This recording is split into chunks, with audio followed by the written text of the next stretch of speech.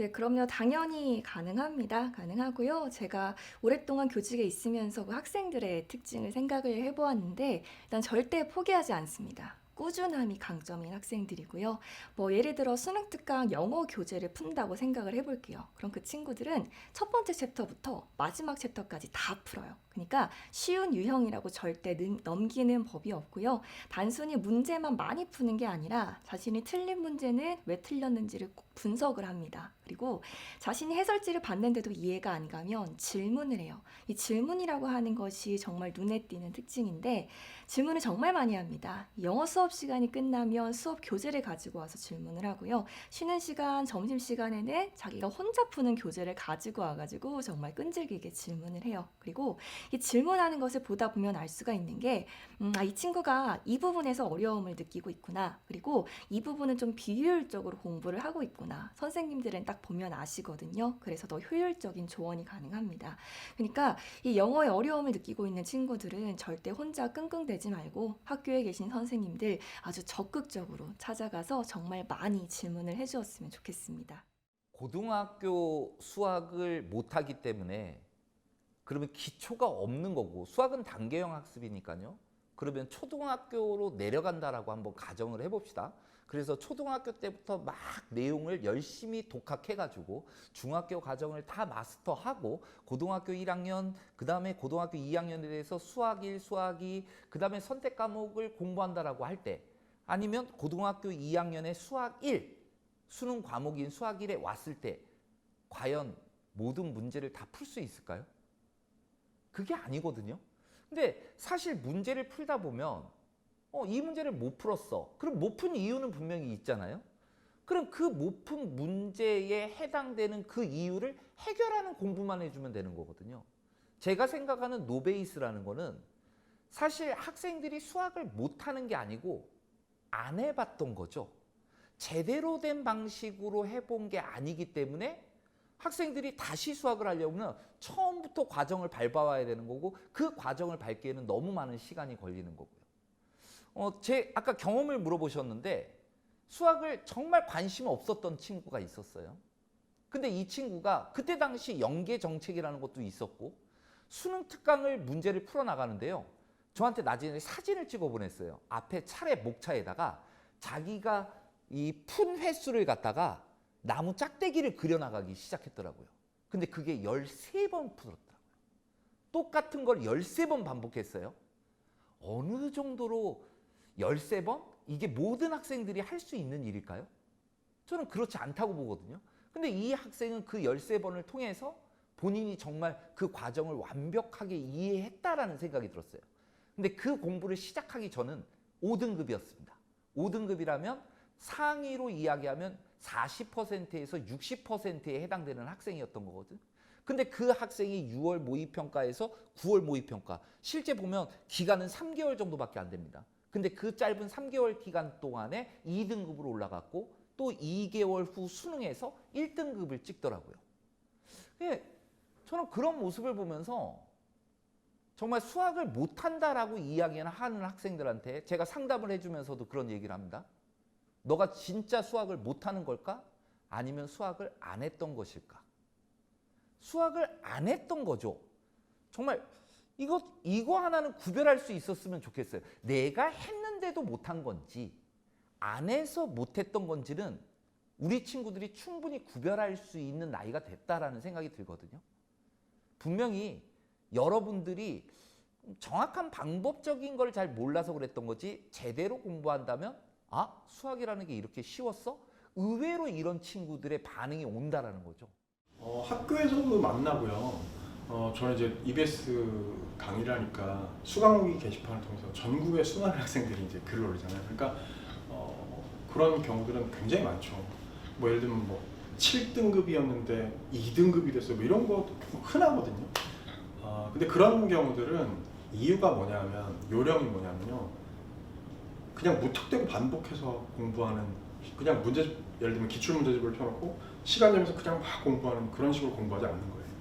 그러니까 앞서 말씀드렸던 각 분야 예를 들면 독서, 문학 각 분야별로 어떻게 공부해야 되는지 기출문제들에서는 어떤 점들을 발견할 수 있어야 되는지 이걸 어떻게 이용해서 다음번에 유사한 세트를 풀이할 때 나에게 어떤 전략으로 활용해야 되는지 이런 것들을 전략적으로 사고하면서 공부해야 되는 거죠. 그런 학생들이 성적의 향상도 훨씬 더 빠르고 한번 눈을 떠서 올라가고 나면 그 다음에 웬만해서는 떨어지지 않습니다.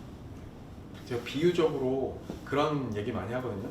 권투를 배우러 갔다고 치면 나 세계 챔피언이 될 거야 이렇게 하고 의욕을 가지고 가는 거죠. 그랬을 때 가는데 처음에는 막 줄넘기만 일주일, 2주일 시킨다고 해요. 나는 권투 선수가 되려고 하는데 줄넘기만 하니까 내가 줄넘기 학원을 왔나? 이런 생각이 들겠죠. 근데 그게 기본이에요. 어떻게 주먹을 뻗고 어떻게 주먹을 피해야 되는지를 익힐 기회, 단계를 부여를 하는 거예요. 그러지 않고 바로 막바로 예를 들어 첫날 링 위에 글러브를 끼고 그냥 올라가서 예를 들어 세계 챔피언하고 스파링을 붙었다고 생각해보자. 어떻게 되겠습니까? 이렇게 돼서 내려오겠죠?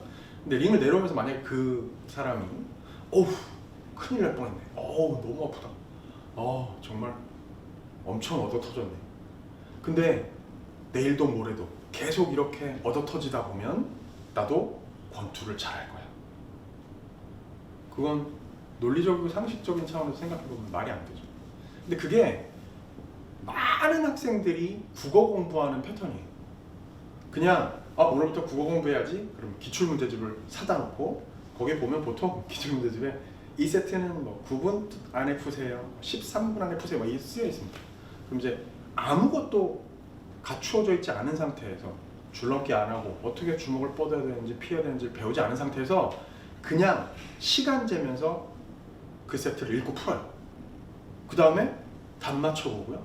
맞은 문제는 안 들여다보고 틀린 문제는 자기가 왜 틀렸는지 어떤 사고에 문제가 있었는지를 복기해볼 기회를 갖지 않고 바로 해설지를 읽어봅니다. 해설지는 어떻게 되어 있냐면 1번은 맞으니까 맞았다, 2번은 틀리니까 틀렸다 이렇게 되어 있어요. 학생들이 당황하죠. 이게 뭐야? 나한테 아무런 도움이 안 된다 이렇게 느끼는 경우가 많습니다. 그럼 이제 어떻게 되냐면 별표 쳐버리고 말아요. 다음에 어떻게 해결해야지, 다음에 누구한테 물어봐야지.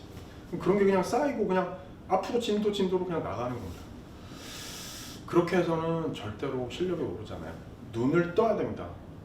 뭘 공부해야 되는지, 기출은 어떻게 활용해야 되는지 같은 것들을 아는 단계가 있은 뒤에 효과적인 공부가 이루어지는 거예요. 가장 이제 내신 성적이든 수능 성적이든 가장 포커스는 객관식 역량이라고 하는 부분인 것 같아요. 그러니까 객관식 역량을 끌어올리는 방법은 사실 생각보다는 좀 쉽거든요. 근데 이제 이 객관식 역량을 끌어올리기 위해서 필요한 것들이 좀 있다라는 게 문제인 거죠. 최근에 제가 지도한 학생 가운데 고등학교 1학년 수학 1학기, 그러니까 고등학교 1학년 1학기 수학 내신이 거의 한 5등급대 학생, 거의 5점대를 찍은 학생이 서울대 사회학과를 진학을 했어요. 근데 이게 가능했던 이유가 뭐냐면 이 학생이 이 중간고사의 수학 내신을 받고 엄청난 충격을 받고 난 다음에 뭘 했냐면 난 이렇게 하면 안 되겠구나 라고 생각을 하고 변화를 선택합니다. 되게 중요한 이야기인데요. 성적을 끌어올린다라고 이야기를 하는 것의 가장 핵심은 학생이 자신의 패턴을 공부하는 패턴을 바꾼다라는 의미예요. 엄청 제가 학생들하고 학부모님들한테 설명드리면서 제일 많이 하는 말씀드리는 이야기 중에 하나가 뭐냐면 안타깝게도 대부분의 학생들은 자기의 성적을 고등학교 때 자기의 성적을 못 바꿉니다. 어떻게 단순하게 말하면 이렇게 되겠죠. 중간고사가 끝났습니다. 기말고사가 끝났습니다. 학생들한테 질문 던져요. 기말고사 어땠어? 라고 이야기를 하면 대부분의 학생들이 뭐라고 이야기를 하냐면 망했어요 라고 이야기를 합니다. 당연한 이야기겠죠.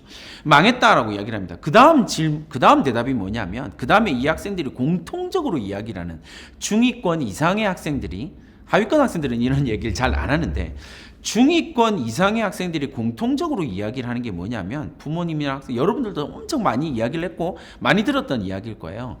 내가 다음 시험에는 진짜 공부를 열심히 해서 성적을 올리겠다고. 전 25년 차 교사이긴 한데 한 100만 번은 들은 것 같아요. 근데 이 100만 번 들은 이야기 가운데서 실제로 성적을 올린 학생은 정말 극소수입니다. 왜냐하면 대부분의 학생들은 그렇게 이야기를 하고 행동 패턴을 바꾸지 않습니다. 고등학교 3년 동안 학생들의 성적은 비슷한 수준을 유지를 하거든요. 그 이유는 뭐냐면 대부분의 학생들이 자신의 행동 패턴을 바꾸지 않습니다. 저희 학교로 제가 근무하고 있는 학교로 이야기를 하면 300명의 학생 가운데 한 250명은 성적 패턴이 바뀌질 않습니다. 왜 안 바뀌냐면 250명 정도의 학생은 자기가 공부해야 할 만큼만 공부를 합니다. 매번 시험을 자기가 망쳤다라고 이야기를 하지만 망치고 난 이후에도 기말고사를 준비를 하면서도 여름방학이 끝나고 겨울방학이 끝나면서도 이번 겨울방학 때는 정말 공부만 할 거야 라고 이야기를 했던 모든 학생들이 그렇게 하지 않거든요. 이유가 뭐냐면 그 행동 패턴은 자기에게 습관으로 굳어져 있는 상태이기 때문에 그렇습니다.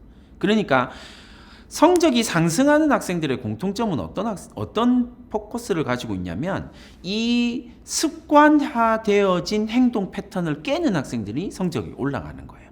비율은 낮습니다. 그러나 제가 방금 말씀드렸던 서울대 사회학과를 간 학생처럼 행동 패턴을 바꾸는 학생은 반드시 있습니다. 근데 이 행동 패턴을 바꾼 이 학생이 별명이 뭐였냐면 자습실 귀신이었어요. 이 학생은 3년 동안 학원을 다닌 적이 없거든요. 학원을 한 번도 다니지 선행 그런 건 한 적도 없고, 그런데 이 학생은 자신이 원하는 대학 원하는 학과를 갑니다. 왜 이게 가능했냐면 4등급 5등급 때의 수학 내신을 받고 성적을 끌어올리기 그렇게 어렵다는, 선행을 하지 않으면 절대 안 된다라고 이야기를 하는 그 수학에서 이 학생은 선행 한 번 하지 않고 고등학교 1학년 이후로 자기의 성적을 끌어올리기 시작을 합니다. 근데 이게 가능한 이유는 별명에 모든 게 있다라고 저는 학생들한테 설명을 하거든요. 자습실 귀신입니다. 그냥 이 학생은 모든 시간을 자습실에만 있습니다. 모든 시간을요. 제가 그렇게 이야기를 하는 걸 이해를 하셔야 돼요. 자기 혼자 공부하는 시간이 자기 모든 시간의 대부분을 차지하고 있다는 겁니다. 그러니까 성적이 오를 수밖에 없는 거죠. 그럼 성적을 끌어올려야겠다라고 생각하면 우리가 제일 먼저 고민하고 생각해야 될 건 뭐냐면 나의 행동 패턴은 어떠냐라고 하는 부분에 대한 분석이 필요합니다. 그러면 성적을 끌어올릴 수 있게 되거든요.